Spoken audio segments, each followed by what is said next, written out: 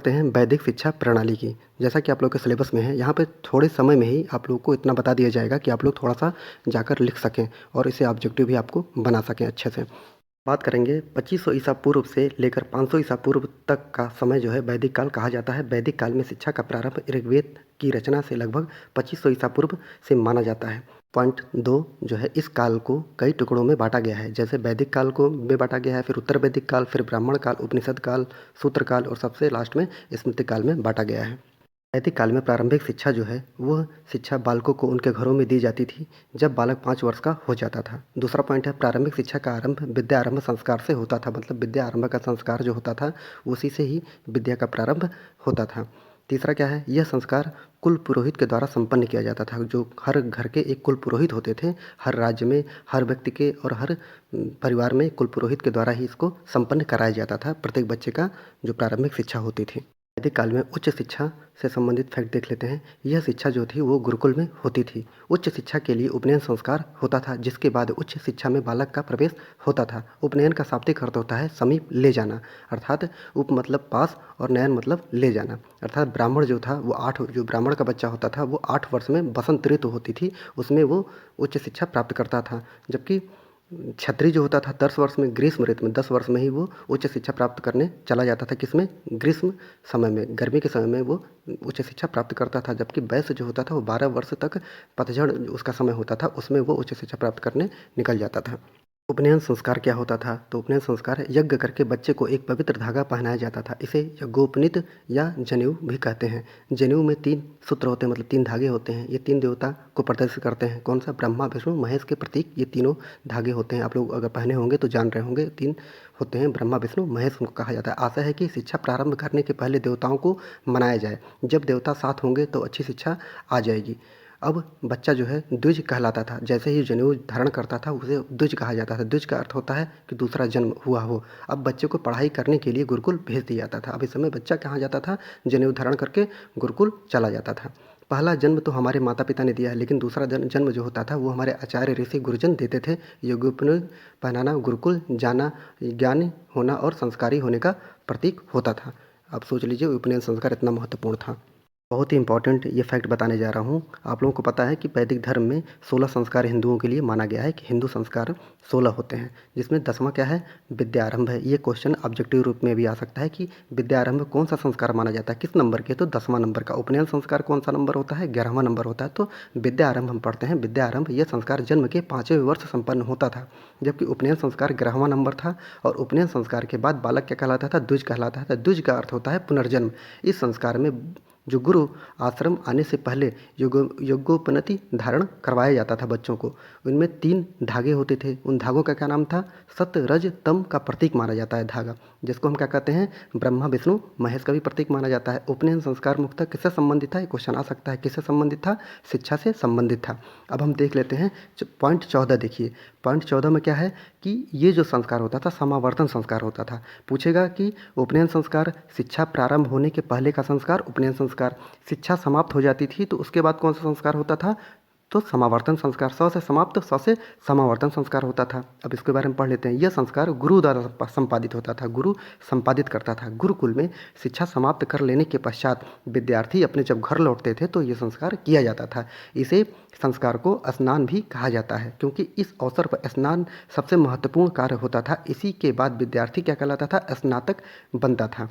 15 संस्कार क्या था? 15 नंबर का विवाह संस्कार होता था। जब विद्यार्थी शिक्षा प्राप्त करके आ जाता था घर पे अपने, तो उसका विवाह किया जाता था। इस संस्कार के बाद स्नातक गृहस्थ आश्रम में जैसे ही विवाह होता था वो गृहस्थ आश्रम में प्रवेश कर जाता था। और 16 नंबर का जो आपका संस्कार था वो अंत्येष्टि संस्कार था। यह संस्कार मृत्यु उपरांत संपादित किया जाता था। जब इंसान मर जाता था तो ये अंत्येष्टि संस्कार संपन्न किया जाता था। इस प्रकार हिंदू धर्म में कितने संस्कार थे? 16 संस्कार बताए गए हैं। अगला समावर्तन के बारे में पढ़ लेते हैं। समावर्तन अभी पीछे पढ़ा, लेकिन यहाँ पे भी देख लेते हैं एक बार। समावर्तन का तात्पर्य है वापस लौटना। गुरु के पास रहकर पूर्ण ब्रह्मचर्य का पालन करते हुए स्नातक जो होता था, बच्चा जो होता था, स्टूडेंट, वो अपने पूज्य गुरु की आज्ञा प्राप्त करके वापस अपने घर लौटता था। यह संस्कार समावर्तन संस्कार व्यक्ति व्यक्ति का विद्याध्ययन पूर्ण करके वापस घर लौटने पर संपन्न किया जाता था। इसके पश्चात ही व्यक्ति गृहस्थ जीवन में प्रवेश करने का अधिकारी हो पाता था। गुरु दक्षिणा की परंपरा पूर्ण करना, और इसी के बाद ही व्यक्ति गुरु को अपने को दक्षिणा देता था और फिर अपने घर लौट जाता था। शिक्षा का पाठ्यक्रम जो था वो 2 प्रकार का था। एक तो सामान्य शिक्षा, दूसरा विशिष्ट शिक्षा, और दूसरा क्या था, अपरा तथा परा विद्या कही जाती थी। शिक्षा का पाठ्यक्रम रूप में निर्धारित किया गया था। पॉइंट 1, सामान्य शिक्षा के अंतर्गत संस्कृत भाषा व्याकरण, धर्म व नीति शास्त्र की शिक्षा दी जाती थी, जबकि विशिष्ट शिक्षा के अंतर्गत प्रारंभिक वैदिक काल में वैदिक साहित्य के विशिष्ट ग्रंथों जैसे कर्मकांड, ज्योतिष विज्ञान, आयुर्विज्ञान, सैन्य शिक्षा, कृषि पालन, पशुपालन, कला कौशल, रणनीति, भूशास्त्र शास्त्र आदि विषय प्रमुख थे विशिष्ट शिक्षा के अंतर्गत। देखते हैं विद्या के प्रकार।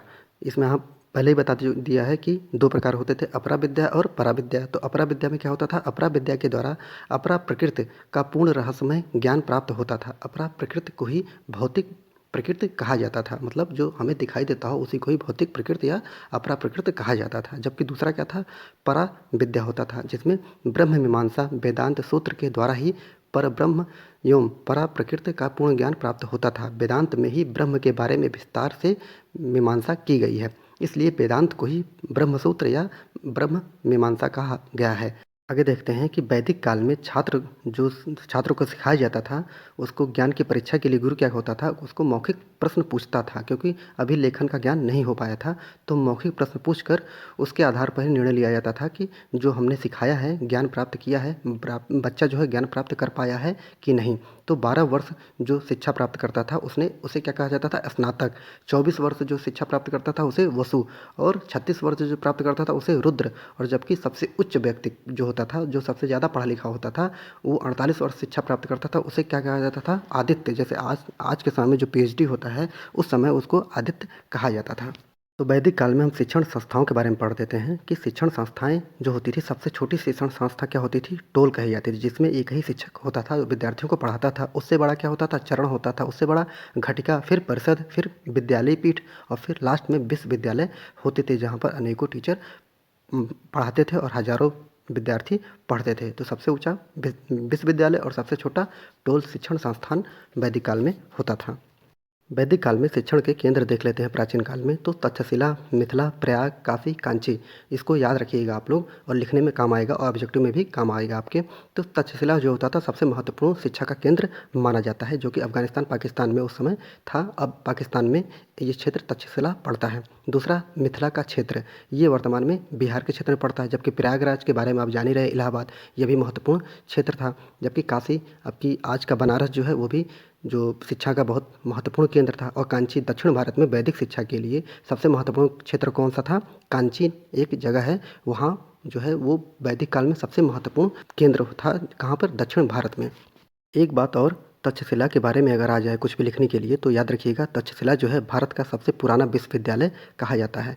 इसमें कौन कौन पढ़े हुए हैं, जैसे चंद्रगुप्त मौर्य इसी में पढ़ाई किया हुआ था, और हमारे चाणक्य जो हैं वो भी इसी में पढ़े हुए थे, और चरक महोदय इसी में पढ़े हुए थे, अश्रुत महोदय इसी में पढ़े हुए थे। जितने भी महान वैज्ञानिक हो गए या लेखक हो गए, साहित्यकार हो गए, रणनीतिकार हो गए, सभी कहाँ पढ़े हुए थे प्राचीन काल में, ये सभी तक्षशिला में ही पढ़े हुए थे। इतना महानतम ये विश्वविद्यालय उस समय हुआ करता था। उसके बाद ही नालंदा का नाम आता है, नालंदा विश्वविद्यालय। अब बात कर लेते हैं उस समय जो प्राचीन काल में वैदिक काल में शिक्षा दी जाती थी, शिक्षा देने का उद्देश्य क्या था। जैसे आज हम लोग शिक्षा देते हैं तो नौकरी पाना हर व्यक्ति का उद्देश्य होता है, उसी प्रकार उस समय शिक्षा का उद्देश्य क्या था, तो ईश्वर भक्ति एवं मोक्ष की प्राप्ति करना, मतलब ईश्वर को प्राप्त करना, और मोक्ष मतलब इस जीवन के जो जन्म होता है उससे मुक्ति प्रदान हो जाना। अब अगर भक्ति में लीन हो गए तो भगवान के चरण में जाएंगे और वहीं पे लीन हो जाएंगे, फिर से हमारा जन्म नहीं होगा। चरित्र निर्माण करना था, चरित्र हमारा अच्छा हो, हम कोई गलत काम ना कर, व्यक्तित्व का विकास करना, नागरिक एवं सामाजिक कर्तव्य निभाना अपने, और कर्तव्यों का विकास करना। कर्तव्यों का विकास मतलब क्या, एक पुत्र का, एक बेटे का, एक माँ का, मतलब सभी अपने कर्तव्य जो हो हम निभा सकें, एक समाज के प्रति हमारा क्या कर्तव्य है उसको निभा सकें। सामाजिक कुशलता एवं सुख की उन्नति करते थे, सामाजिक कुशलता की बात करते थे, और सभी लोग हमारे सदस्य जो वो सभी लोग क्या हों, खुश रहें, उनकी उन्नति की कामना करते थे। संस्कृति का संरक्षण एवं विस्तार करना ही शिक्षा का मुख्य उद्देश्य होता था। यहाँ 5 मिनट में हम बौद्ध शिक्षा प्रणाली को भी देख लेते हैं जल्दी से। लगभग 600 ईसा पूर्व से 1200 ईसा पूर्व तक समय जो है वो बौद्ध काल का कहा जाता है। इससे पूर्व वैदिक धर्म की पूर्णतः पतन हो चुका था और वैदिक धर्म में कर्मकांड एवं बाह्य आडंबर मात्र शेष रह गए थे। दूसरा क्या है, धर्म के प्रसार के लिए जनसाधारण की भाषा का उपयोग किया गया। महात्मा बुद्ध द्वारा परिवर्तित धार्मिक क्रांति का प्रभाव भारतीय शिक्षा पर भी पड़ा। परिणाम स्वरूप नई शिक्षा प्रणाली का जन्म हुआ जिसे बौद्धकालीन शिक्षा प्रणाली कहा जाता है। आगे देख लेते हैं, बौद्धकालीन शिक्षा को दो रूपों में व्यवस्थित किया गया है। नंबर एक, प्रारंभिक शिक्षा, दूसरा उच्च शिक्षा। बौद्ध काल में जो प्रारंभिक शिक्षा थी उसमें प्रारंभिक शिक्षा की व्यवस्था बौद्ध मठों में की जाती थी। याद रखिएगा, बौद्ध मठों में प्रारंभिक शिक्षा दी जाती थी। दूसरा, यह केवल बौद्ध धर्म के अनुयायियों के लिए ही नहीं बल्कि जनसाधारण के लिए भी शिक्षा दी जाती थी। तीसरा, प्रारंभिक शिक्षा पूर्णतः धार्मिक थी। कालांतर में लौकिक शिक्षा की व्यवस्था की गई। चौथा क्या है, बौद्ध मठों में प्रवेश के लिए तब प्रवज्जा संस्कार होता था जिसके लिए माता पिता की अनुमति आवश्यक होती थी। पाँचवां, प्रवेश के उपरांत बालक जो होता था क्या कहलाता था, श्राम श्रेणी कहलाता था। बौद्ध काल में प्रव्रजा संस्कार क्या होता था, तो प्रव्रजा संस्कार में मुख्य रूप से एक मठ का प्रमुख भिक्षु बालक से 3 बार यह कहलवाता था। क्या कहलवाता था, नंबर एक, बुद्धम शरणम गच्छामि, मतलब हम बुद्ध के शरण में हैं। दूसरा क्या करता था, धम्म शरणम गच्छामि, हम धम्म के शरण में हैं। तीसरा, संघम शरणम गच्छामि, संघ के शरण में हैं। ये जो है वहाँ का जो भिक्षु होता था बालक से 3 बार कहलवाता था, 3 बार। प्रव्रजा संस्कार के 10 आदेश होते थे जिसमें जीव हत्या न करना, चोरी न करना, अशुद्धता न करना, असत्य न बोलना, मादक पदार्थों का सेवन न करना, वर्जित समय पर भोजन न करना, नृत्य एवं संगीत से दूर रहना, श्रृंगार की वस्तुओं का प्रयोग न करना, ऊंचे बिस्तरों पर न सोना, सोना चांदी का दान न लेना। अब देख लीजिए उस समय की स्थिति क्या थी और आज की स्थिति क्या है। पहला पॉइंट, बौद्ध शिक्षा प्राप्त करने का अधिकार समाज के सभी वर्गों को था, केवल चंडाल ही इस शिक्षा को ग्रहण नहीं कर सकते थे। दूसरा पॉइंट, प्रारंभिक शिक्षा प्रारंभ होने की आयु समानता 6 वर्ष थी। शिक्षा की अवधि जो होती थी वो 6 वर्ष थी। तीसरा, प्रारंभिक शिक्षा का पाठ्यक्रम बालकों को प्रथम 6 मास में सिद्धिरस्तु नाम की बाल पोथी पढ़ाई जाती थी। चौथा, बालकों को 6 माह के पश्चात 5 विद्याओं की शिक्षा दी जाती थी। शब्द विद्या, तर्क विद्या, चिकित्सा विद्या, अध्यात्म विद्या और शिल्प विद्या की शिक्षा दी जाती थी। आगे देखते हैं बौद्धकालीन प्रारंभिक शिक्षण विधि क्या थी। नंबर एक जो है वो शिक्षण विधि प्राय मौखिक होती थी। दूसरा क्या है, शिक्षक बालक को लकड़ी की तख्ती पर वर्णमाला के अक्षरों को लिखकर उनका उच्चारण करता था और बालक का अनुसरण करता था। बौद्ध काल में उच्च शिक्षा देख लेते हैं कैसे दी जाती थी। तो पॉइंट एक, उच्च शिक्षा बौद्ध मठों एवं बिहारों में दी जाती थी परंतु सभी मठ या बिहारों में समान विषयों की शिक्षा नहीं दी जाती थी। दूसरा पॉइंट, बौद्ध मठों या बिहारों में उच्च शिक्षा प्रदान प्राप्त करने के लिए प्रवेश के नियम जो थे वो अत्यंत कठिन थे। प्रवेश हेतु कोई जात का प्रतिबंध नहीं था, मतलब हर जाति के लोग इसमें प्रवेश ले सकते थे। तीसरा, संघ के एक विद्वान व्यक्ति को अपना गुरु चुनना होता था। शिक्षार्थी को बौद्ध संघ के देशों के समक्ष उपस्थित होकर उनके प्रश्नों के उत्तर देने होते थे। निर्णय होने के बाद प्रवेश की अनुमति मिल जाने पर शिक्षार्थी का उपसंपदा संस्कार होता था। उपसंपदा संस्कार क्या होता था बौद्ध धर्म में, तो पॉइंट एक, बौद्ध संघ में प्रवेश को ही उपसंपदा संस्कार कहा जाता था। दूसरा पॉइंट, उपदा संस्कार जो होता था दीक्षा भिक्षुओं के संस्कार हैं। यह दीक्षा उन श्राम श्रेण को दी जाती थी जो आजीवन भिक्षु रहने की इच्छा रखते थे, मतलब वो गृहस्थों के लिए नहीं, ये संस्कार जो था वो नहीं था, यह संस्कार गृहस्थों के लिए नहीं था। उपदा संस्कार के बाद भिक्षु को 8 नियमों का पालन करने का निर्देश दिया जाता था। तो वीडियो पॉज करके आप लोग पढ़ लीजिए। बुद्ध काल में जो पाठ्यक्रम होता था शिक्षा का उसको देख लेते हैं। उच्च शिक्षा में 2 प्रकार के पाठ्यक्रम प्रचलित थे, धार्मिक शिक्षा और लौकिक शिक्षा। बात करते हैं धार्मिक शिक्षा के बारे में। तो पॉइंट 1, इस पाठ्यक्रम के अंतर्गत बौद्ध धर्म के प्रचार तथा निर्माण प्राप्ति के लिए शिक्षा दी जाती थी। दूसरा क्या है, इसके अंतर्गत 3 धर्म ग्रंथों का ज्ञान करवाया जाता था जिन्हें हम क्या कहते थे, त्रिपिटक कहा जाता था। कौन से सूक्त पिटक, विनय पिटक और अभिधम्म पिटक कहते हैं। बौद्ध धर्म में अष्टांगिक मार्ग का बहुत महत्वपूर्ण स्थान है। सांसारिक दुखों से मुक्ति हेतु बुद्ध ने अष्टांगिक मार्ग पर चलने की बात कही, मतलब इस जीवन मरण के चक्र से अगर आप बाहर निकलना चाहते हैं तो आप अष्टांगिक मार्ग का अनुसरण करिए, तभी आपको निर्वाण प्राप्ति होगी। तो क्या था, 8 प्रकार के, सम्यक दृष्टि, सम्यक संकल्प, सम्यक वाक, सम्यक कर्मांत, सम्यक आजीवन, सम्यक व्यायाम एवं सम्यक स्मृति और जबकि सम्यक समाधि इसको माना गया है। इसी पर ही चलकर जो व्यक्तित्व होता था वो निर्वाण प्राप्ति कर सकता था। जैसे हिंदू धर्म में मोक्ष कहा जाता है तो वैसे ही बौद्ध में क्या कहा जाता था, बौद्ध में निर्वाण प्राप्ति कहा जाता था। और जैनों में क्या कहा जाता था, जैनों में कैवल्य की प्राप्ति होती थी और बौद्ध में निर्वाण की प्राप्ति होती थी। और जबकि हिंदू धर्म में उस समय मोक्ष की प्राप्ति होती थी, जबकि वर्तमान समय में क्या है, हिंदू धर्म ही सब कुछ है। हिंदू धर्म ही जैन धर्म, बौद्ध धर्म सभी आते हैं। बौद्ध धर्म में लौकिक शिक्षा के बारे में देख लेते हैं। पॉइंट 1, इसे जनसाधारण के लिए निर्धारित किया गया था। दूसरा पॉइंट, लौकिक शिक्षा द्वारा आर्थिक एवं सामाजिक जीवन के लिए तैयार किया गया था। तीसरा पॉइंट, इसके अंतर्गत जो है दर्शन हो गया, साहित्य, तर्कशास्त्र, न्यायशास्त्र, शिक्षा शास्त्र एवं राज्य व्यवस्था आदि का ज्ञान करवाया जाता था लौकिक शिक्षा के अंतर्गत। बौद्ध धर्म में शिक्षा के जो केंद्र महत्वपूर्ण थे वो कौन से हैं? तक्षशिला, नालंदा, विक्रमशिला, वल्लभी, मिथिला, उदंतपुरी और जगदल्ला। तो ये दक्षिण भारत में जगदल्ला महत्वपूर्ण था। तक्षशिला मैंने बता दिया है। नालंदा जो है ये गुप्त काल में स्थापित किया गया था कुमारगुप्त के द्वारा। विक्रमशिला विश्वविद्यालय की स्थापना जो थी वो धर्मपाल ने किया था। वल्लभी जो तो गुजरात में था। मिथिला जो था बिहार में है। उदंतपुरी की स्थापना भी धर्मपाल ने बिहार में, बंगाल और बिहार में की थी। जल्दी से 5 मिनट में मध्यकालीन शिक्षा प्रणाली के बारे में देख लेते हैं। मध्यकालीन शिक्षा का समय 1206 से लेकर 1757 तक माना जाता है। लगभग 550 वर्षों तक भारत पर मुस्लिम काल शिक्षा का जो है वो वर्चस्व बना रहा। अगला पॉइंट, मुस्लिम शासकों ने शासन को दृढ़ बनाए रखने के लिए इस्लामिक शिक्षा एवं संस्कृति का प्रचार प्रसार किया। अगला पॉइंट, प्रारंभ में मुस्लिम शिक्षा का उद्देश्य केवल धार्मिक प्रसार था, परंतु बाद में अन्य क्षेत्रों में भी ये ज्ञानार्जन किया गया। मध्यकालीन शिक्षा को 2 भागों में विभाजित किया जाता है, प्रारंभिक शिक्षा एवं उच्च शिक्षा। प्रारंभिक शिक्षा के बारे में देखते हैं। पॉइंट 1, बालकों को प्रारंभिक शिक्षा मकतब में दी जाती थी। मकतब का जो अरबी भाषा में शब्द होता है वो कुतुब शब्द से बना हुआ है, जिसका अर्थ होता है लिखना। दूसरा पॉइंट, इस प्रकार मकतब का अभिप्राय उन स्थानों से है जहाँ लिखना सिखाया जाता था। मुस्लिमों में एक बिस्मिल्लाह संस्कार होता है, उसको देख लेते हैं। बिस्मिल्लाह संस्कार जो होता है वो 4 वर्ष 4 माह 4 दिन का हो जाता था। फिर उसके सामने कुरान का 55वां एवं सत्ता 87वां जो है अध्याय रखा जाता था। मौलवी कुरान की आयतों को पढ़ते थे और बालक उन्हें दोहराता था। दोहराने में असमर्थ होने पर बालक द्वारा केवल बिस्मिल्लाह कह देना ही पर्याप्त समझा जाता था। मतलब अगर बालक दोहरा नहीं पाता है तो केवल बिस्मिल्लाह कह दे तो वही पर्याप्त माना जाता था। मकतब में प्रारंभिक शिक्षा 2 प्रकार से प्रचलित थी। पहला, जनसाधारण के लिए, जिसमें बालक को लिपि का ज्ञान करवाया जाता था और उच्चारण पर विशेष बल दिया जाता था। लिखने की शिक्षा और उच्चारण पर विशेष बल दिया जाता था। पॉइंट अलग क्या था?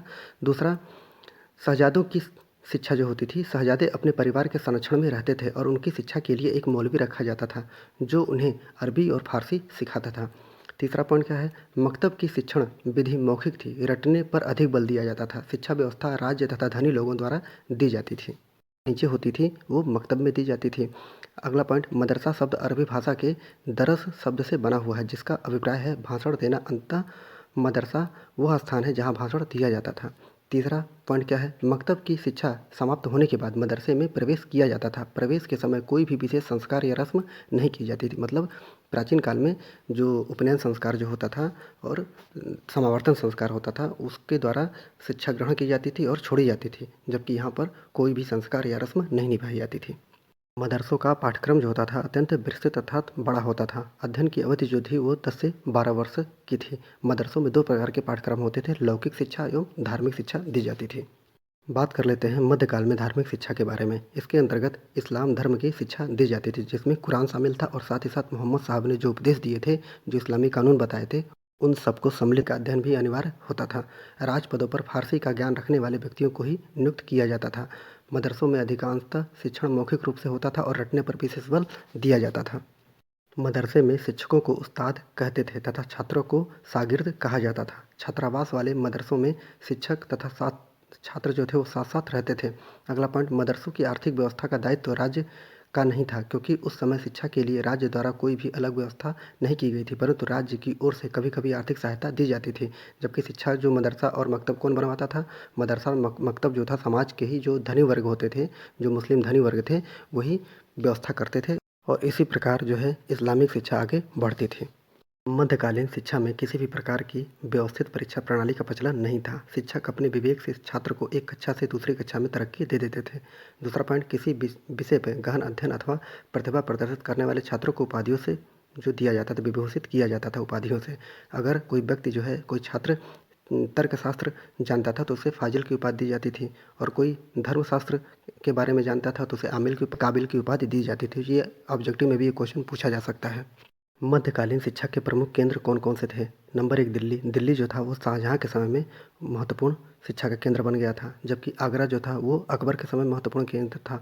और जो महत्वपूर्ण सबसे महत्वपूर्ण जगह कौन सी थी, उसको सिराज हिंद ही कहा जाता था। जौनपुर नामक स्थान जो था उत्तर प्रदेश में, वो महत्वपूर्ण था। और बीदर जो था, वो दक्षिण भारत में जो था बीदर, वो बहुत ही महत्वपूर्ण मुस्लिम शिक्षा का केंद्र हुआ करता था। और जबकि मालवा जो है एक महत्वपूर्ण मुस्लिम शिक्षा का केंद्र बना हुआ था।